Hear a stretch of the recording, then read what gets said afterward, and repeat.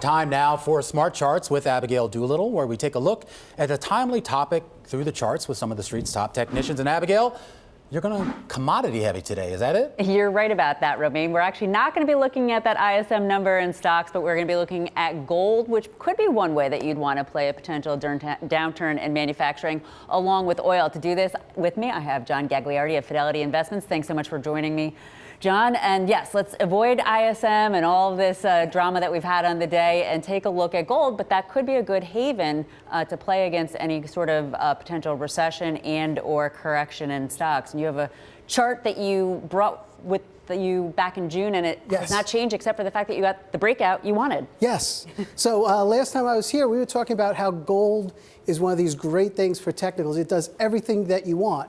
And it's so clear to see. You had expansion, peak, recession, and this long, dreaded trough, which kept going and going. And we were here right around this spot in June when we were focusing on gold. We were saying, look, this could break either way. And I got a little bit beat up on the Twitter sphere and YouTube comments, and people were saying, well, which way is it going? The thing is, technicals, it's not about predicting. I'm not a fan of the predicting business, but what I like is I like being in the fact business, in the this is obvious business.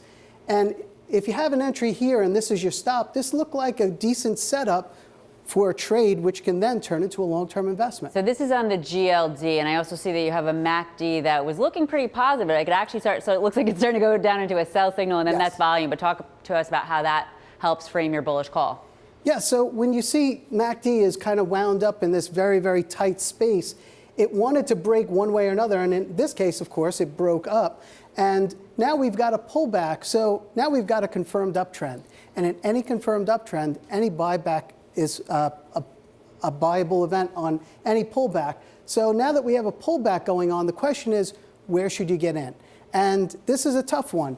The further down it goes, the better the risk reward. However, you might not get on board. So you might miss it while you're waiting for it to come in. And I tell my clients all the time, it doesn't have to be guardrail to guardrail, either all in or all out. You could always leg in on the way down. If below that support level, though, that used to be resistance, that would probably be bearish, though, right? You know, it's funny with the machine trading today, I really like to stick to the very, very basics that if this low is the low and this is the uptrend, I'd be looking for these areas for support. So you'd be looking for that uptrend. That's pretty bold. You have to have a stomach, not of steel, of gold to handle that on the downside. Now let's take a look at oil, because it's kind of interesting. You have this haven commodity. You think it's going higher. And then you also have this growth commodity, oil, real tell on the global economic picture, also going higher. And it's the same kind of thing, right? We never know for sure.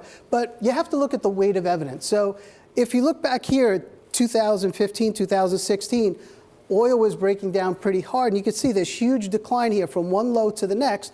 We have a decline that's pretty heavy. But while we're looking at that, you have to keep your eye on your other indicators. And you can see a very steady rise in relative strength.